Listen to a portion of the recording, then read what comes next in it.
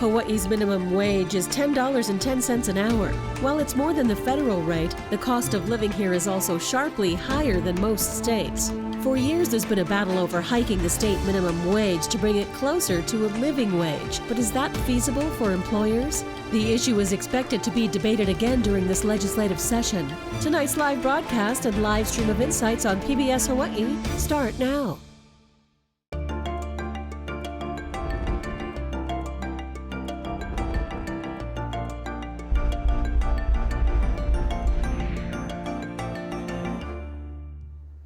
Aloha and welcome to Insights on PBS Hawaii. I'm Olena Hugh. Every year, state lawmakers debate the issue of raising Hawaii's minimum wage. But the last time a bill was passed was back in 2014. Since then, our cost of living has gone up. A pandemic put a dent in the economy, and rising inflation is tightening the squeeze on our wallets even more than we're used to. Figures from the state show that a single person needs to earn between $14 to $19 an hour to be considered self-sufficient. That takes into account things which county they live in and paying for basic needs like housing, transportation, food, and health care. This week, a bill aimed at raising the minimum wage incrementally in the state by $18 by 2026, or to $18 by 2026, passed the Senate committees. It now awaits its third reading. So is this the year legislation to raise the minimum wage will pass? We'll see what our panel thinks. We look forward to your participation in tonight's show. You can email or call in with your questions, and you'll find a live stream of this program at pbshawaii.org and our PBS Hawaii Facebook page. Now on to our guests. Democratic Representative Richard Onishi was born and raised in Hilo. He serves District 3, which stretches from South Hilo to Punalu'u on Hawaii Island. He is currently the chair for the Committee on Labor and Tourism. Gavin Thornton is the executive director of the Hawaii Appleseed Center for Law and Economic Justice. The advocacy group works on various initiatives aimed at changing systems that perpetuate inequality and injustice. Wendy Laros is the president and CEO of the Kona Kohala Chamber of Commerce. The nonprofit consists of more than 400 business members representing a variety of industries with the goal of advocating for a successful business environment in West Hawaii. And Carl Bonham is a founding member of the University of Hawaii's Economic Research Organization, or UHERO. He is currently the executive director of the organization, which regularly conducts research and forecasts on issues central to the state. Thank you all for joining us this evening. I look forward to this conversation. And we've actually got a comment and a question that already came in.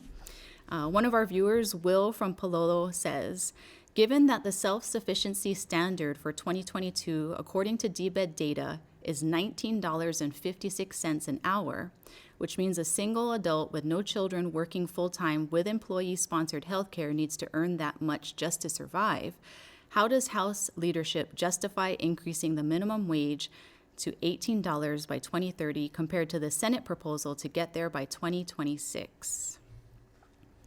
Well, let's see if Carl Bonham has a comment about that. That's a great question. There are reasons to not move quite as quickly to raising, basically slow down the rate of increase. And most of those have to do with the uncertainty about what the impact will be in terms of people's hours, whether people are able to transition into jobs. In other words, there are potential negative impacts from raising the minimum wage too fast and to too high a level. And nobody really knows exactly what the right level is.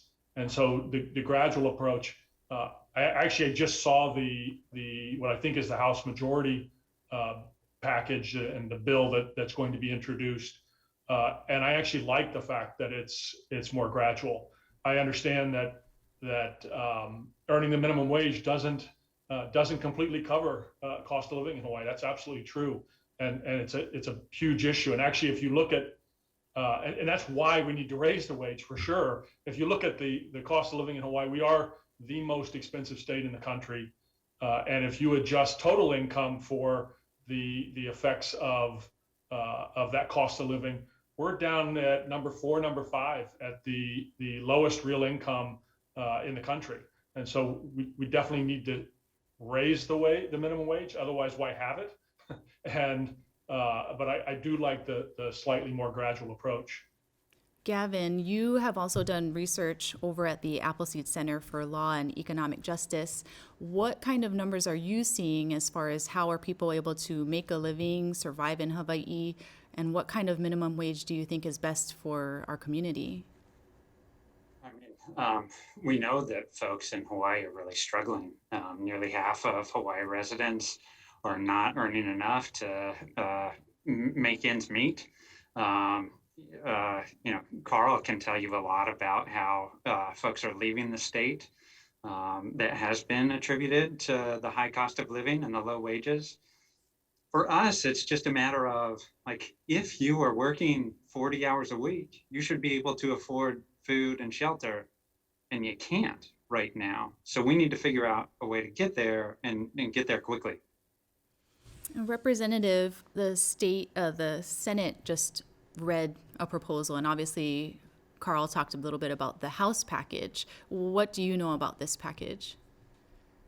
Well, we've been working through the whole interim from last session, the end of last session, to this session, to really come up with a package that will address the problems that low wage earners are facing in Hawaii, that is coupled also with the minimum wage. So our proposal in the majority package is one that addresses not just the minimum wage, but other potential credits to low wage earners to help them with getting more money into their pockets sooner and at the end of the year.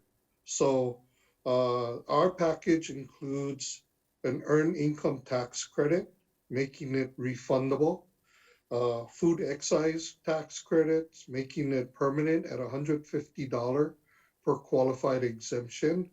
We are adjusting the minimum wage on a gradual $1 a year increase. We are also coupling that with a increase in the tip credit to help restaurants and businesses with tipped employees. Those tip employees, though, have to be making $7 over the minimum wage before they can apply the tip credit. So it's not, the guys that are making minimum wage and then reducing their total income.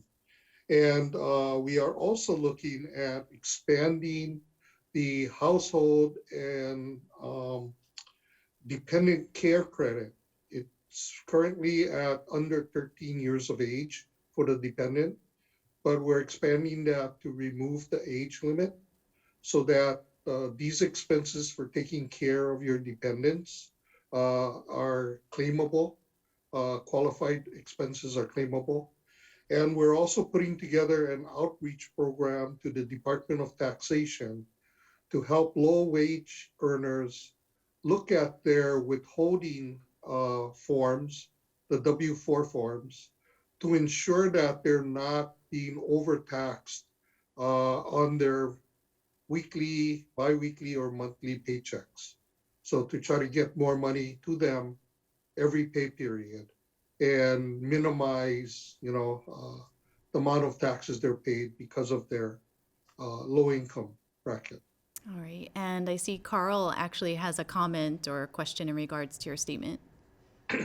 So if you look at what, so the thing that prompted me to think about this was the withholding tax discussion. And I guess I wonder why we're taxing minimum wage workers at all on the income tax, right? I mean, if you look at somebody who was working full-time, which many minimum wage jobs are not full-time employment, which is one of the reasons why people have 2 and 3 jobs.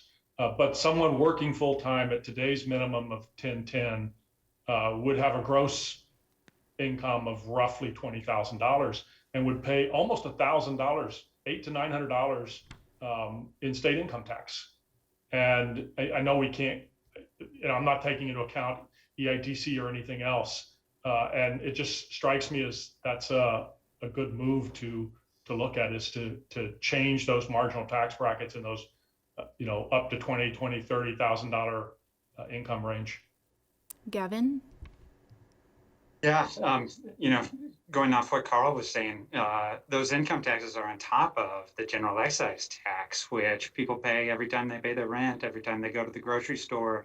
It hits low income families especially hard. So low income families end up paying a much higher percentage of their income than higher earners do. So we're huge fans of the EITC, really important way of getting money into the pockets of low-income working families. But we're also concerned that you just can't do that at the scale that minimum wage could. We're talking about the difference between $40 million for a earned income tax credit versus well over $1 billion in the pockets of low-income workers through a minimum wage boost. Thank you. And thank you to our viewers. Well, Olena, I think that has always been a point of discussion, is who actually is making the minimum wage, and what kinds of jobs, how old they are. I mean, does a student who's getting their first job at 16 deserve a $18 an hour wage? How does that affect the businesses?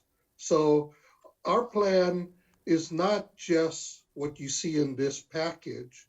It also includes housing, rental housing credits, other types of assistance to families in order for them, especially the low wage earners, to help them with the cost of living. Representative Onishi, as you just mentioned, how does it affect the businesses? Let's turn it over to Wendy, who's actually representing about 400 different businesses over on the Kohala Coast. Thank you so much. So yeah, just what Representative Onishi was starting to talk about, it's very important to remember that this minimum wage is actually generated and paid for by the businesses. We need to make sure that the businesses can actually continue to survive and to thrive, so that the jobs are there for these people that we're talking about, for all of us, really.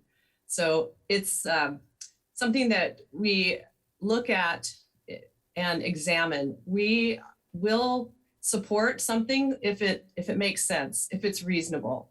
So this week, when Senate Bill 2018 came out, we opposed that bill. It's just too much, too high, too fast, and it would have severe consequences for our businesses, especially our small businesses.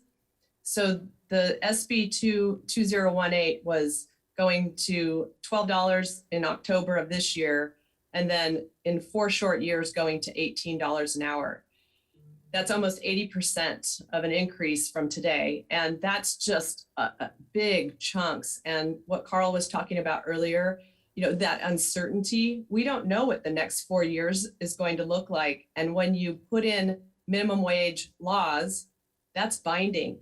And so then you have something that your employers are forced to do. There's no more flexibility, especially if something in the future, just like we just went through in the last few years, who knows what's going to happen in the next few years. But if we don't have that flexibility, then, it's harder to survive and to adjust. What are the businesses saying about finding workers and paying them? I know, a lot of people are struggling with actually finding workers that will show up for work, but what are they conveying to you during this pandemic and about labor and about, how they're making ends meet as well? Across the board, the labor shortage is the biggest concern. Yeah, and that's absolutely happening. But, it's happening right now, and there's quite a few variables, I think, that are in play.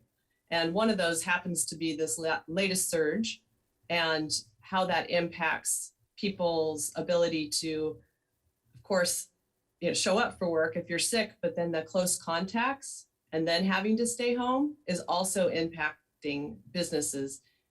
Let's just hope that this will wane and we won't have this as such a big issue, in the near future.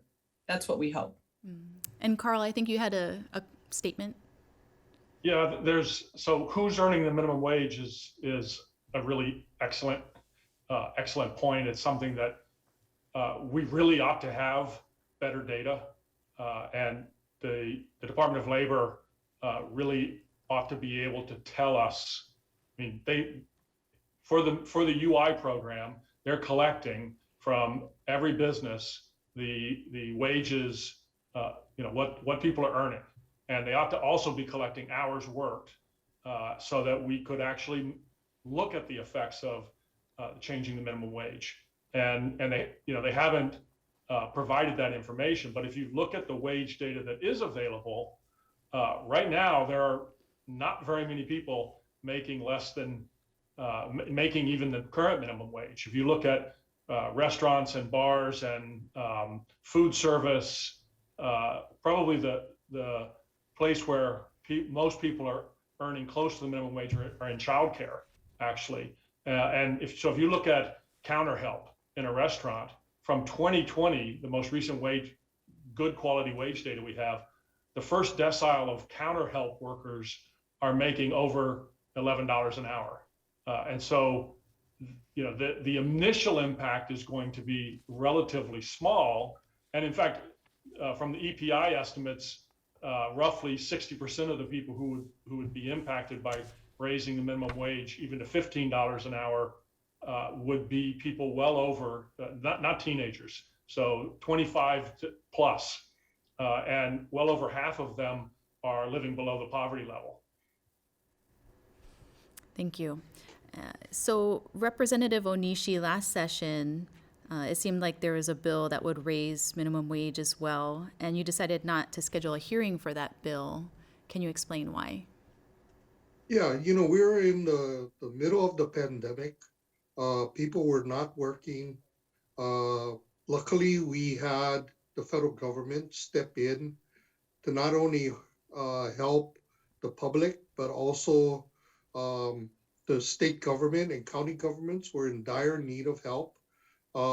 It didn't seem that it was the correct time to try to saddle businesses that were struggling with having a wage increase.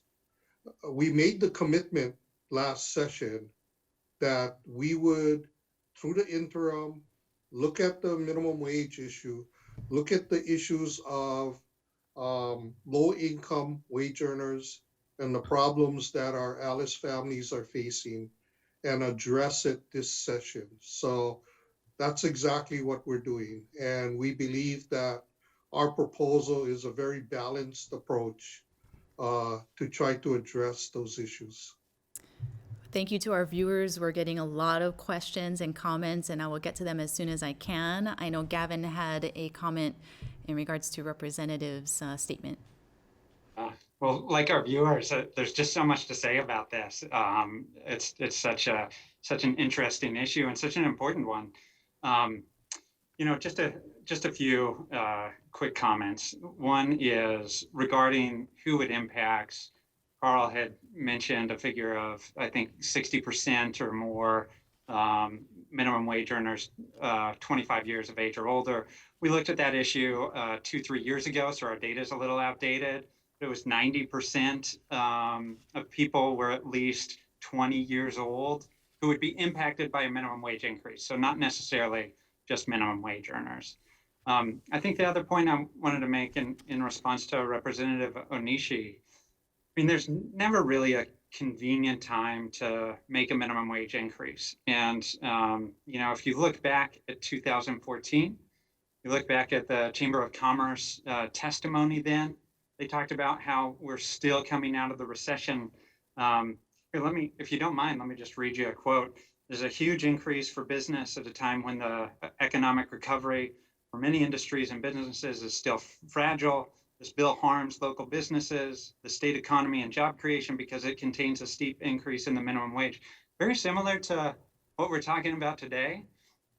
In 2014 to 2018, we saw really good increases in unemployment. So our unemployment rate dropped by 52% to record lows, and the number of restaurant server jobs rose by 32%.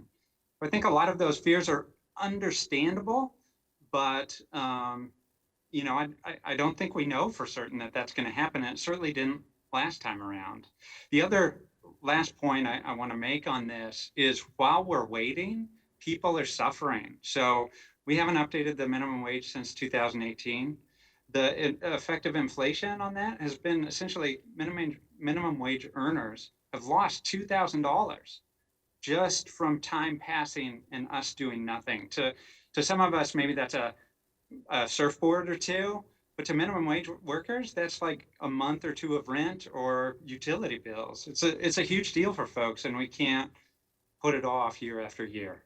Wendy, what would you say about businesses reacting to this?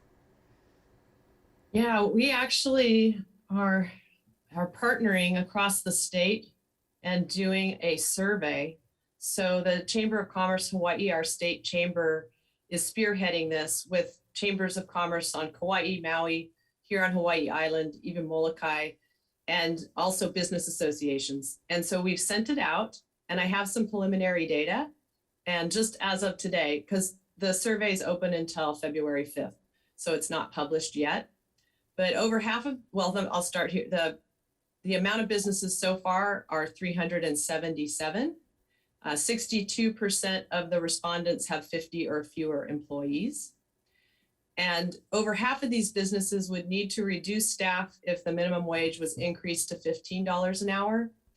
67 would reduce staff if the increase went to 18. 33% indicated that they would need to shut down their company entirely if the minimum wage was increased to $18 an hour. So, this is a survey, it's a questionnaire, but this is straight from the businesses and some very new and relevant data. Thank you. I've got comments straight from the viewers. Anne from Hawaii Kai says, increases needed to help grow the economy. People who make livable wages are the ones who spend money for goods and services. Jamie from Facebook says, anyone who is foolish enough to question whether the minimum should be raised, you live on minimum wage for 1 year and let us know how fun it was. Another comment. The current unproven arguments against raising the minimum wage are the same arguments that were used in 1938, when the minimum wage was just 25 cents an hour. Tom from Waikiki. Anybody want to respond, Representative? We all do. I just wanted to comment that we are looking at raising the minimum wage. That's not a question. I think both houses, are committed to coming up with a plan to raise the minimum wage. But I would question, even if X amount of percent of people are over 20 making the minimum wage, we don't have any data how many of them are making the minimum wage or less because they're tip employees. And you can only make less than the minimum wage if you're earning $7 an hour over the minimum wage. So the minimum wage as a gauge of how much people are earning is not that accurate unless we have full data. And as Dr. Bonham mentioned, right, we would hope that DLIR, the Department of Labor and Industrial Relations, would be able to provide us that data, but they're unable to. So we have introduced also this year a bill to create our own state data hub. And there are a number of states already that have started to collect their own labor data because the federal government requirements for unemployment insurance doesn't cover all of the information that is needed to really analyze state wages and where the workers are and how much they're earning. So we're in the process of doing that also in order to get better data in the future. And 2014, yes, when we raised the minimum wage, businesses said, no, it's too early, we're coming out of the recession. But what everybody forgets is we had this tremendous surge in tourism, and that created thousands of jobs in all parts of our economy. I mean, we went from 6 million people a year to over 8. That is huge increase in 4 years.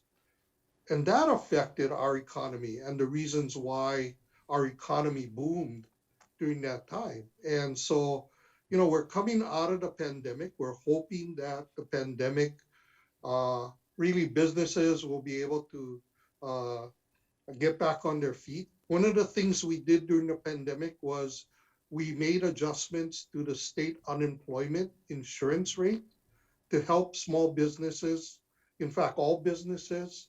But we are coming up on having to replenish that unemployment fund.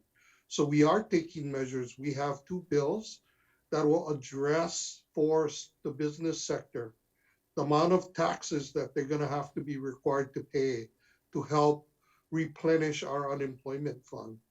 And during the pandemic, we borrowed over $700 million from the federal government. And luckily, we were able to repay that money. But Wendy probably knows, if we don't replenish that fund, businesses are not only going to be hit by the state unemployment tax, but the federal government's going to come in and they're going to tax them even more so that that fund gets replenished. All right. So Well, talking we about are working data. on many, many fronts. Talking about data, Dr. Bonham, do you have any data that you'd like to share with us? Well, I'm glad that Rep. Onishi brought up the fact that we had a tourism boom post 2014, and as someone who often tries to produce forecasts that are reasonable, it's easy to get it wrong. Take my word for it. And so right now we're in a situation where wages have already risen in some sectors of the economy significantly.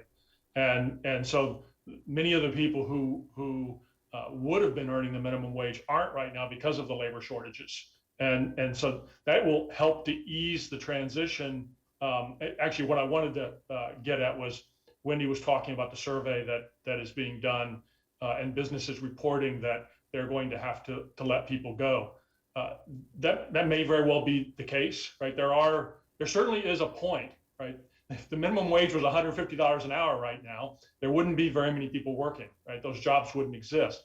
We don't know what the exact cutoff is, but what businesses will often ignore is that, particularly for restaurants, every single business in the state will face the exact same cost change. Everyone will face the same increase in costs, and what happens is they raise their prices. So particularly in restaurant, retail, it's much harder to do because you have to compete with Amazon, and so it's not really apples to apples. And because labor is not, it's not 100% of the cost of a meal. You even increasing an hourly wage by a few dollars is likely to only raise a plate lunch by 30, 40, maybe 50 cents. And so it doesn't destroy business, and it doesn't necessarily destroy jobs. The problem is we don't know when it starts to bite and when it starts to negatively impact workers and businesses. I recall working 3 jobs at one time. And Gavin, would you say that there's actually a certain number, an amount that would help people get by? We know the number. We've talked about it. It's that around $19 an hour figure is, a pretty safe bet on what it would take for a single adult with no kids to make ends meet. But if you don't mind, there are just a couple other things I wanted to mention. I think everybody on this panel right now would love it if we had a crystal ball or concrete data that told us what would happen if we increased the minimum wage a certain amount at a certain rate of time. But we don't. And the reason why I'm such a strong supporter of increasing the minimum wage in a significant way is because of the data that we do have that shows that people are leaving the state, that over the last 40 years, the circumstances of low and middle income workers have been getting worse. Low wage earners have seen their incomes increase, their hourly wage increase by just $1 over the last 40 years versus high earners seen their wages increase by $12. At the same time, housing costs have skyrocketed. $8,000, people are paying $8,000 more annually for housing than they were way back then. So people are falling further and further behind. It's obvious, this isn't an us versus them issue. This is an ecosystem we're talking about, and it is balance. And it's obvious that we're a long ways away from a balance that works for half of our residents. And so we need to do something drastically different than we've been doing for the last 40 years to get to a good place. Wendy, we have a couple of statements that are targeted towards businesses. I'll read two. Many businesses cannot find workers because the pay is too low. If businesses will not raise their wages, they are in danger of going out of business. A caller from Kauai said that. Next, Nick from Kuli'o'o said, in the long term, why should we as a community support businesses that cannot afford to pay their employees a living wage? Good questions. Thank you very much. One of the topics that I think we do want to explore is what's the difference between a living wage, the term a living wage, versus a minimum wage. Some folks think that minimum wage needs to be addressed as the starter wage. And we did touch on it, I think, a little bit, but oftentimes it is a great way to pull in the most unskilled workers. And oftentimes those are teens. It gives them a foot in the door. It gives them the rung of the career ladder. It gives them the first place to enter. And, if you've ever worked with teenagers and things, there's a lot for people to learn when they first enter the workforce. And, if you push up the minimum wage to the point where you're going to pull in more of that head of household, which is, I think, a lot more of the issue that we're talking about here is a minimum wage, livable wage for a head of household, then that may take away that opportunity for young adults and teens. So I think livable wage versus minimum wage, I think those terms need to be defined so we can understand what we're actually talking about. Okay. Brian from Facebook says, why not remove the general excise tax on food, medicine, and clothing? Representative, is this even an option? Well,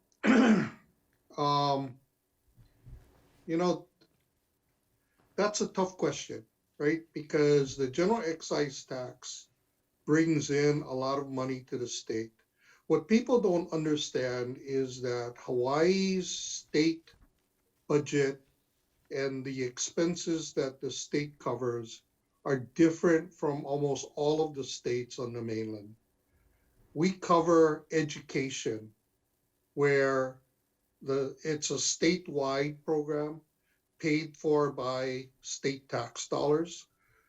Many states have either education districts or counties that are responsible for the public education system. So there's a different taxing mechanism on how they pay for education in other states. We run a state jail and prison system.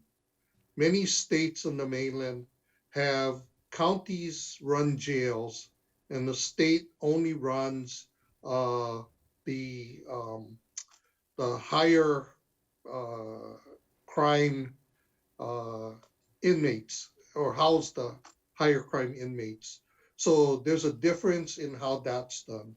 The state of Hawaii also pays for the public hospital system, which is basically on the neighbor islands. And hospital systems on the mainland are generally paid by local counties or local municipalities. We also pay for the EMS system, the emergency medical system statewide, which is very localized in most places across the US. So, the state funding and how we fund state government is both income tax, excise tax, and the transit accommodation tax, as well as other small taxes. Dr. Bonham, I see you had a comment, and I also have a question that I think could possibly apply to you. Would raising wages affect the cost of goods, rent, and et cetera? From Brian on Facebook. So yes, and back to the excise for just 1 second.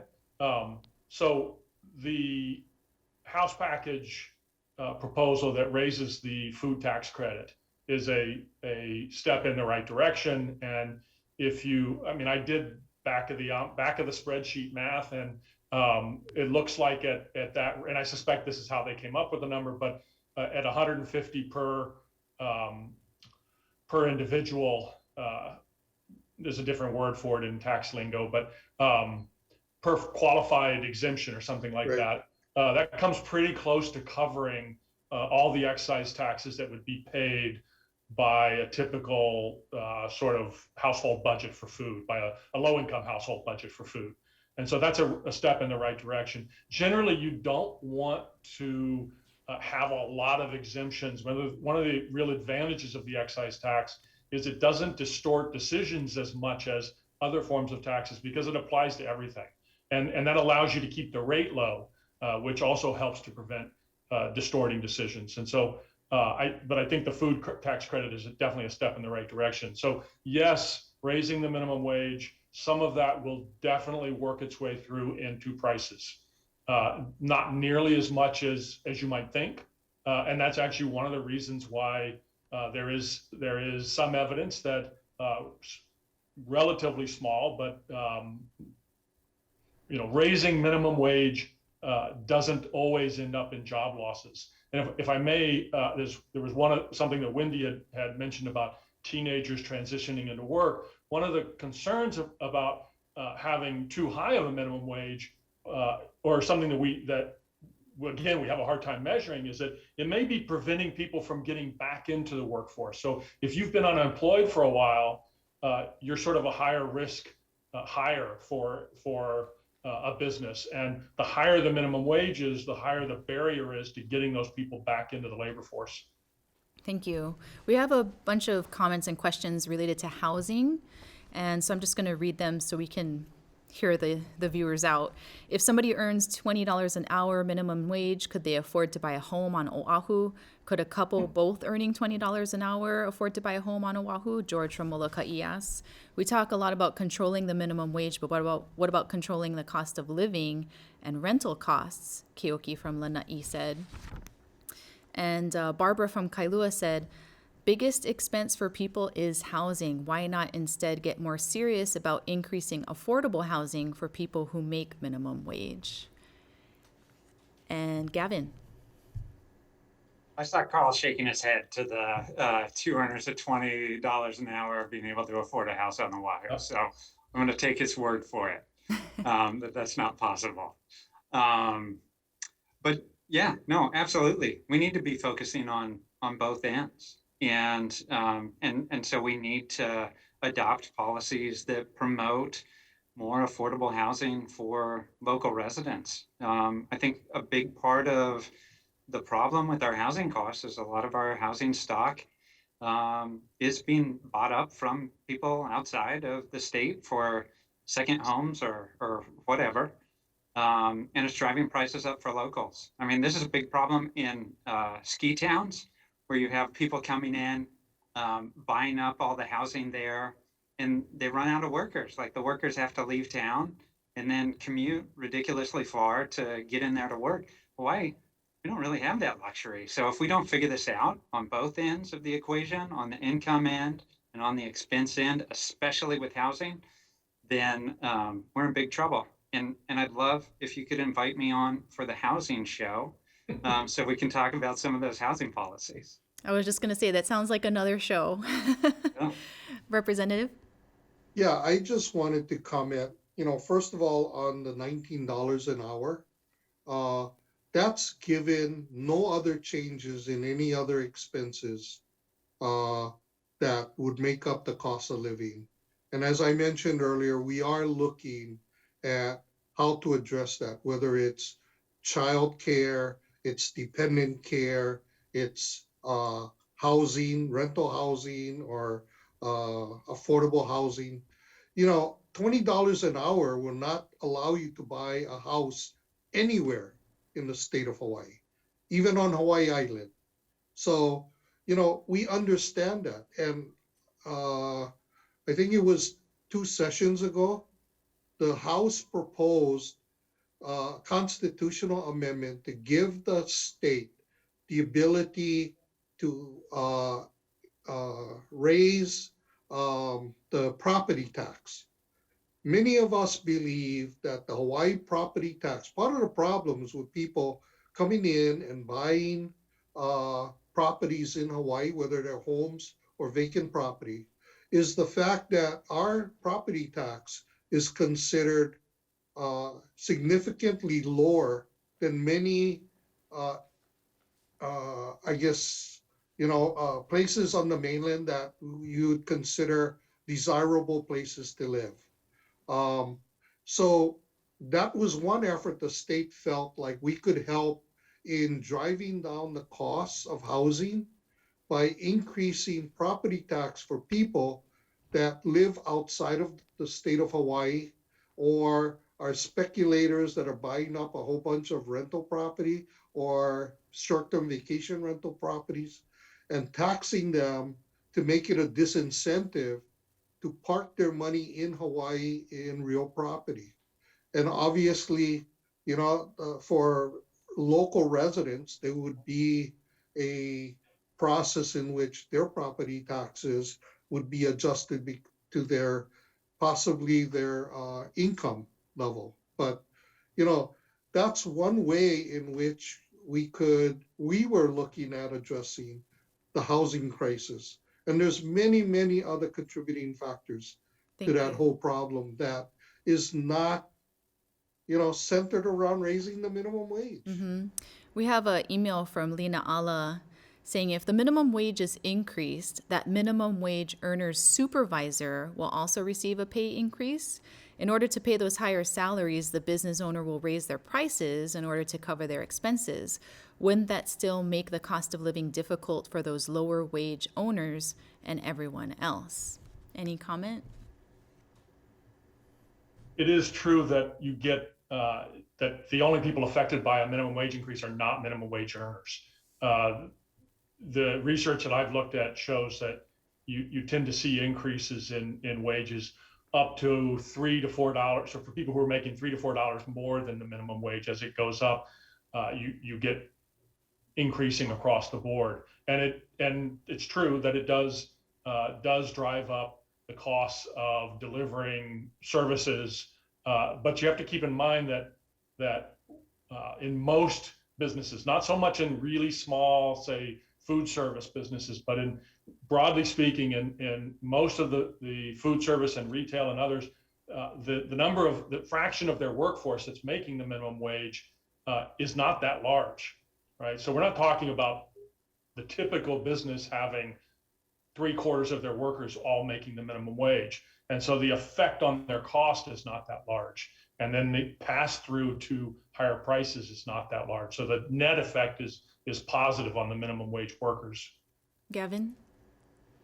Yeah, I mean, we would say it's a good thing that those higher earners would make a little more because they're still not high earners. Like those are some of the same folks that are struggling. They're in the bottom half of the population that's struggling to make ends meet. So that's not a bad thing. And then, just to give some examples on what those price increases might look like, some of the research that we've done suggests that looking at 50 cents more for like fast food meal, 30 cents more for a gallon of milk.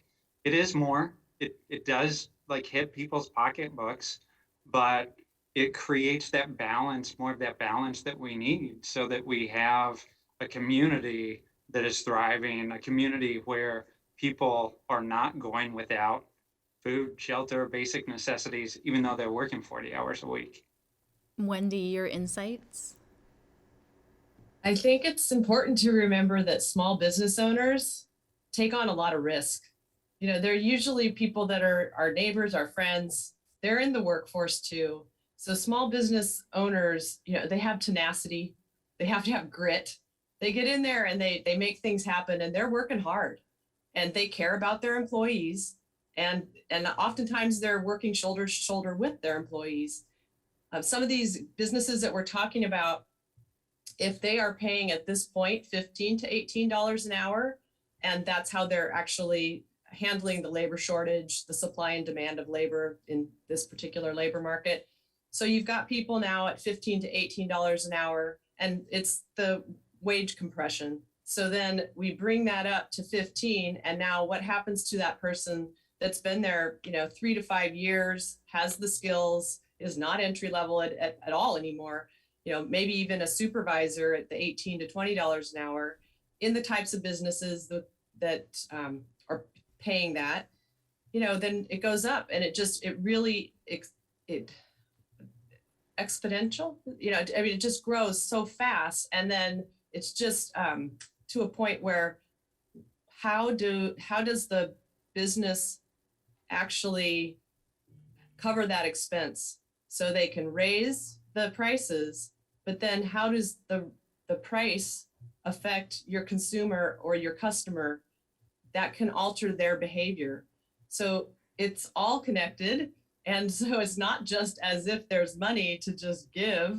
You've got to make sure that you're actually receiving that if your customers are still going to believe in you and what you're, the value of what you're doing. Mm-hmm. And at some point, there's a tipping point. There's this, we all know. We all are also consumers and customers. At some point, you're going to make a decision to either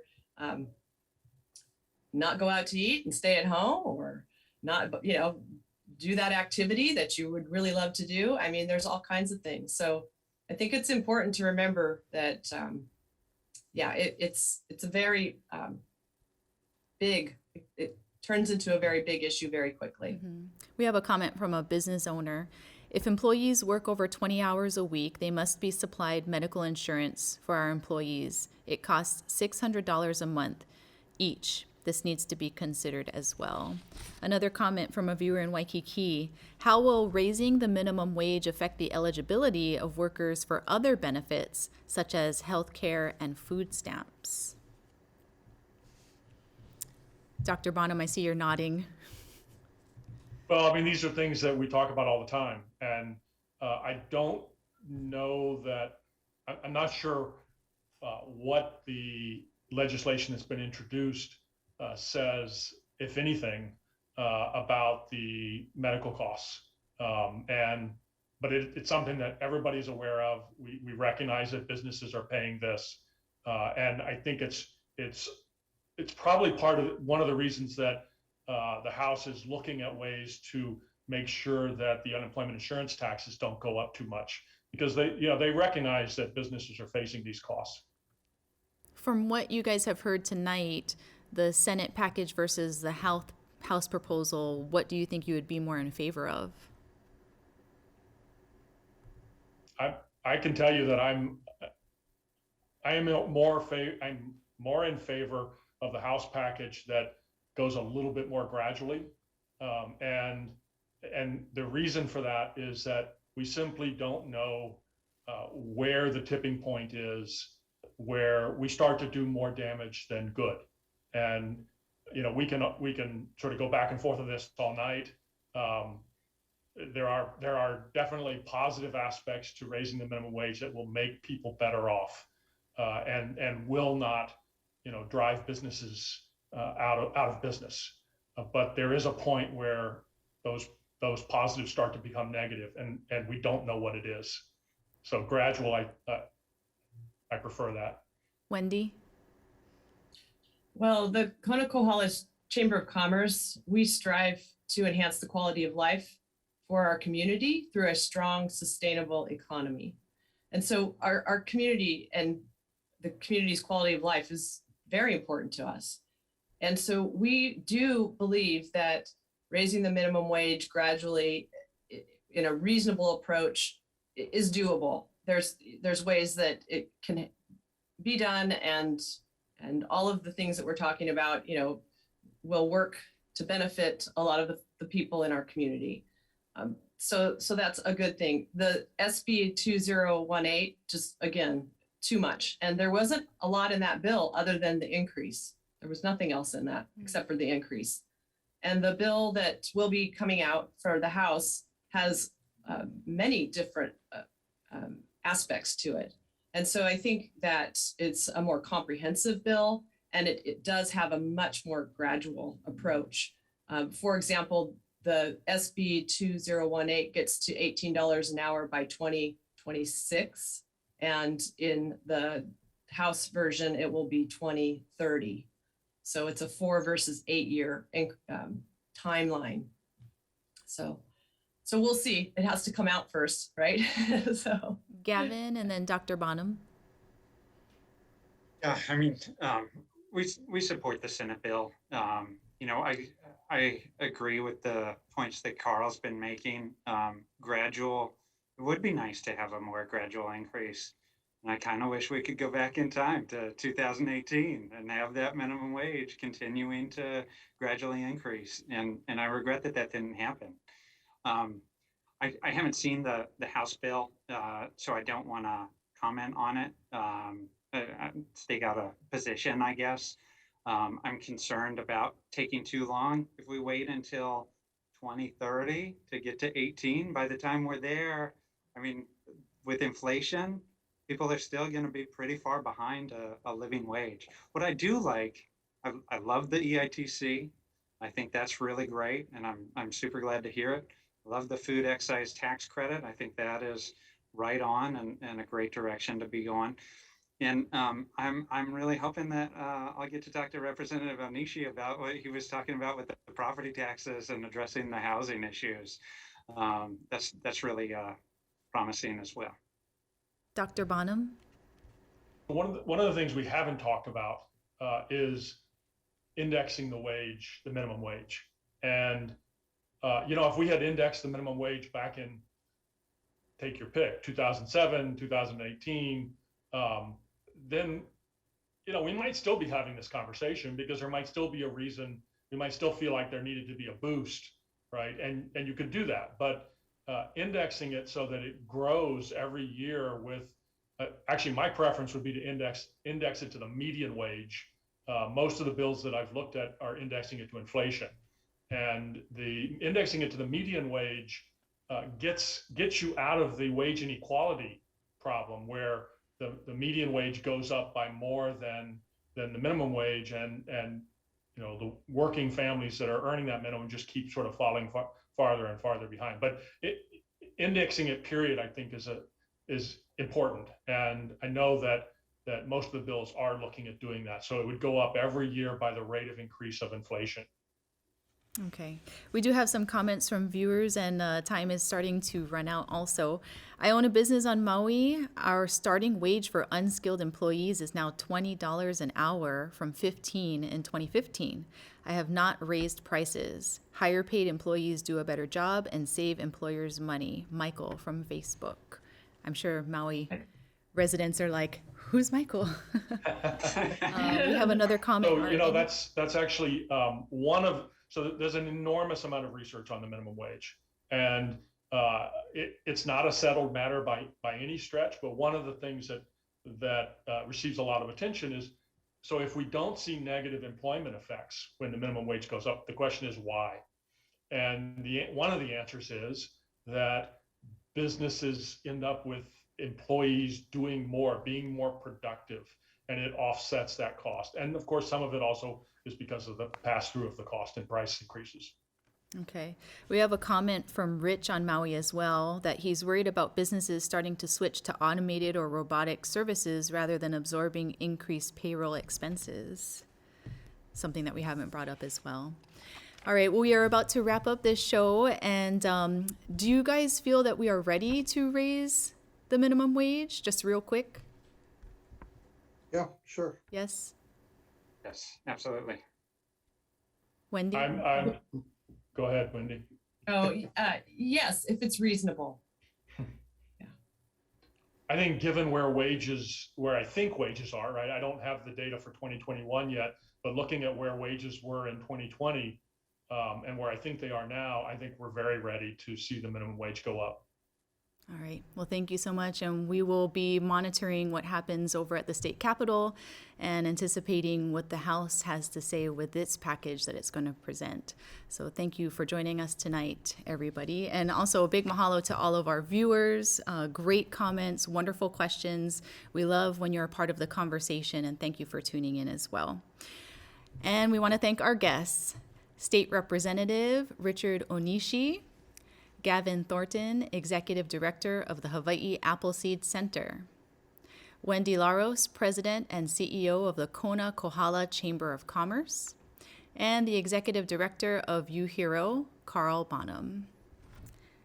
Now, coming up next week on Insights, there's been a push to rename McKinley High School because of the role the president played in the annexation of the state of Hawaii. The debate has drawn passionate testimony on both sides and is expected to be taken up again during this legislative session. So please join us then. I'm Elena Hugh for Insights on PBS Hawaii. Ahui ho.